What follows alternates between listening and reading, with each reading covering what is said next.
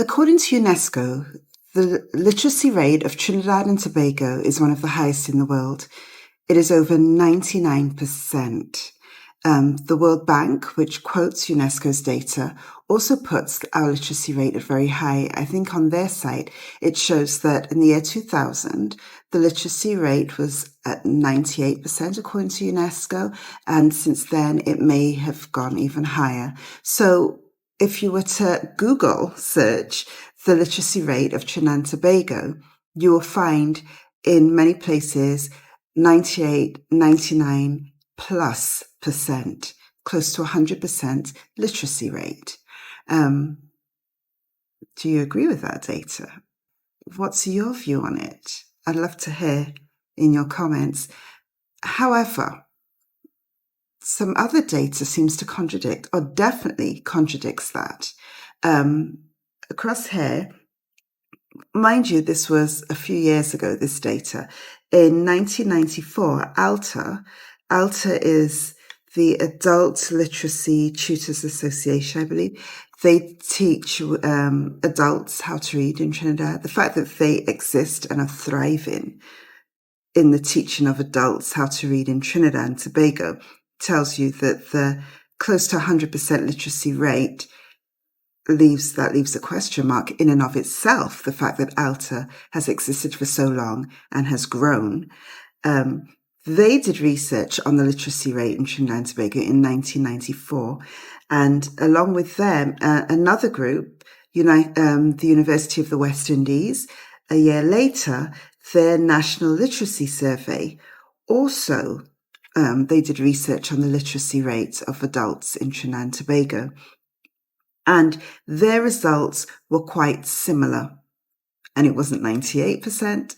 It wasn't 99% literacy rate. According to them, 22 to 23% of people over the age of 15 were unable to cope with everyday reading and writing. So that is a far cry from almost 100% literacy rate of our population. So the question is, how did UNESCO's figures, how are they so different from what the research shows? Well, it's interesting what UNESCO's assumption is. They actually make an assumption. Their theory is that once students have school attendance, have access to primary education, then the assumption is the percentage that have access to education should mirror the percentage that can read, all things being equal, of course, not including those of severe special needs or children who have no access to school or just don't go to school. But the truth is, in the Trinidad and Tobago education system, school attendance is quite, or access to primary school education is perhaps the percentage that we see with UNESCO putting out there. So Trinidadian children can attend school. Therefore, the assumption is if you attend at least 7 years of primary school, not even including early childhood education access, which is free, you can access for free in Trinidad, even though some do pay, many pay. You can access free preschool, early childhood education. Primary school, all children have access to it. It is true. But yet still, the data shows not everyone's learning to read. The question is, what's really happening? Aren't efforts being put into our education system for children to learn to read? Aren't resources put out there? Aren't teachers trained? The answer is yes. They are being trained. There's lots of workshops teachers go to on a regular basis.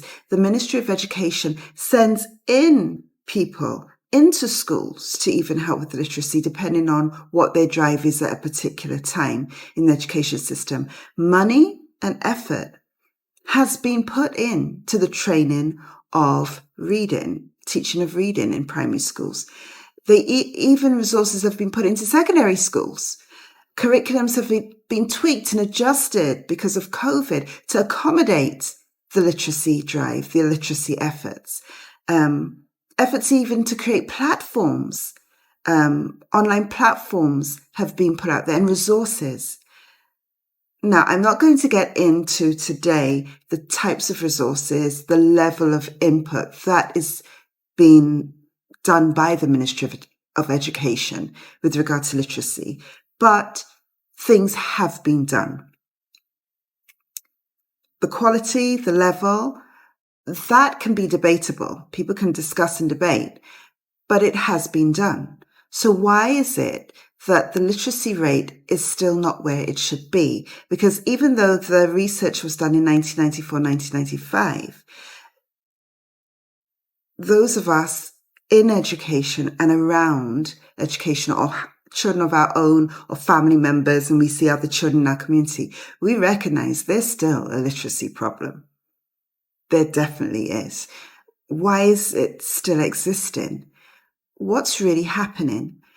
Well, I'll put it to you that the strategies we use in the teaching of reading, some of our little habits could be causing a big literacy problem. Then keep in mind, reading is not natural, it's man-made. So it might not be as easy as we think for some children to grasp it. And of course, they all move at different rates. So one question I have to ask is, why is it when we are teaching reading, we might, as a teacher, keep all the children in the same activity, same day, same time, same amount of work to cover all the time? Is that really reasonable? What are we doing to our children? Our strong ones will get frustrated because they're ready to run ahead. Our weaker ones, or those who don't attend school as often, get frustrated because they're lost. They don't know what's happening next. Now, I give you this. There might be some concepts that we have to definitely teach that day. We want to expose all the children to it. But even before we teach the concept, you and I know that some children already know the concept even before we begin to teach it, whereas others will not grasp that concept today, tomorrow, even next week or next month. They need repetition before they grasp it. So what are we really doing? Now, we might teach a concept, give all of them the same activity and then the same story to read because it feels easy for us as the teacher, without realizing in the long run, we're actually making it harder for ourselves. Then we actually are going to prevent some of our children from actually learning to read. We're going to develop gaps in their learning and they will become frustrated and go through the system as non-readers. Another thing we have to be wary of is we might find ourselves giving children pages to take home to practice in their reading book. This actually is not the teaching of reading. This is almost like you're giving someone a passage to learn off for a stage performance, because that's what the children do. They become stage performers. We take home their reading text book, and then the mummy or daddy or granny or auntie sits down and practices that page with the child. Now, this is something called guided reading, where we read along and underline with our fingers, and then they see what words look like. But that's actually just a small strategy in building word awareness. It is not the teaching of reading. So therefore, when we have a reading book and we tell the children, okay, go and practice this page at home, the children who really don't know the word skills are going to just learn the page off by heart. I remember there was a boy that I met in Standard 5, and I went to his home and his mummy said, he just can't read. He's a non-reader. And he says, yes, I can read. So I said, really? He said, yeah. And I said, well, bring your reading book, because he's in Standard 5. He had a reading text, even though I don't like reading textbooks for children who have already learnt how to read, but that's a whole different topic. And he brings his book. And I said, okay, read something from me. And he turned to a chapter, which I noticed looked quite well worn. And he read this Standard 5 reading text so fluently, so beautifully. I'm like, I got suspicious, to be honest. So I said to him, okay, how about this chapter? And I've turned to a different story in the reading book. And his face looks kind of uncomfortable. And I said, well, go ahead and read it. He could barely read simple words like and, the, come in the book, much less the longer words for a Standard 5 student. And then I asked him, the chapter you just read, have you been practicing it in school with your teacher? He said, yes, we've been doing it for weeks. That's another habit we have to stop. One of the strategies teachers use is they focus in on a chapter or a story in the reading textbook, the whole class, and they pull out words and break them up into syllables, focusing on prefixes, suffixes, and they do word analysis lessons from the chapter. Sounds good, right? But what begins to happen is the children know the page so well that when the teacher then asks them to read it, the child could literally read with their eyes closed. That's not reading. And in fact, when we do these word analysis activities from the reading chapter, some children, again, know it already. We're kind of wasting their time and keeping them back. Yes, it is nice to review some points from time to time, but long and short, let them move on. But then there are children like this little boy that I dealt with who just wasn't ready for those skills, so just learnt it off by heart. Children who struggle have fantastic survival strategies that can fool us as adults. One thing that children who've learnt the page off by heart can fool us with is they know the page so well that, let me pull back. As a teacher, when I was a young teacher, and I was suspicious if a child had learnt the page off by heart because I hadn't yet developed a lot of my teaching strategies yet. So I would have the child read the page, and then I would say, okay, what word is this? What word is that? And I began observing children, and I noticed two survival strategies that non-readers developed. One was they would word count. They will count where words would fall on a page or in a line, because sometimes the lines are numbered in a reading text. And then others know the page so well that they just know where the word falls, but when they see the word somewhere else, they can't identify it because they have not yet learned how to read. So in fact, in a reading textbook, the first time the child reads that page to us, if they can really read it, is the first time they hear the page is when they're reading it to us, not before. If we've read it to them, all we've really done is demonstrate fluency, intonation, the highs and lows of our speech, but we haven't really taught them how to read. So really what should be done is teaching strategies, our word attack skills, our sight word recognition, our practice with the skills they need. And then they read for us, having never heard the passage before. Then we'll know they can really read it. Now, I'm not saying that they can't take a look at the page. They can. But if a child really knows how to read that level of a story or a text, then all that child really needs is a couple of minutes to familiarize themselves with that page before reading it to us. They should never have to take it home. I'll tell you one quick story before I end today's discussion, because there's a lot more to be said on this.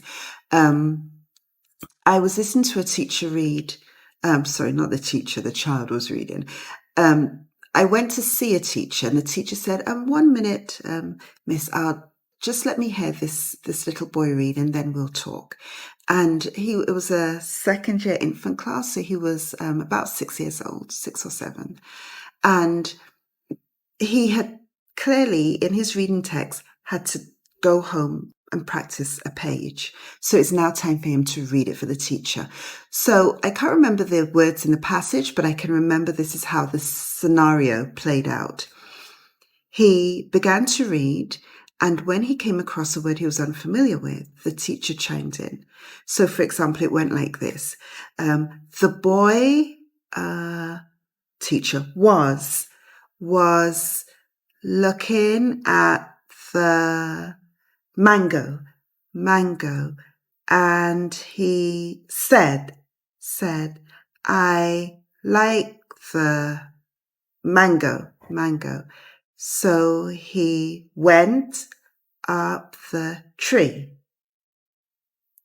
So at that point, I realized the teacher was doing the bulk of the reading, and she didn't even realize it. She was doing it subconsciously. And then, so in my mind, I'm like, I wonder what she's going to do next. Well, she took a pen, tick, scene, date. Okay, tick, learn. Practice that for tomorrow. That was his reading. He would move on in the book, but he never knew how to read it. The teacher was working hard, making sure they all did a little reading for her that day, but she was not teaching reading. I'll end it there. There's some other points and habits we have that we need to break. Perhaps I'll discuss it next time and what we can do as an alternative. I'd love to hear your alternatives. So share, tell others, let them know about this podcast.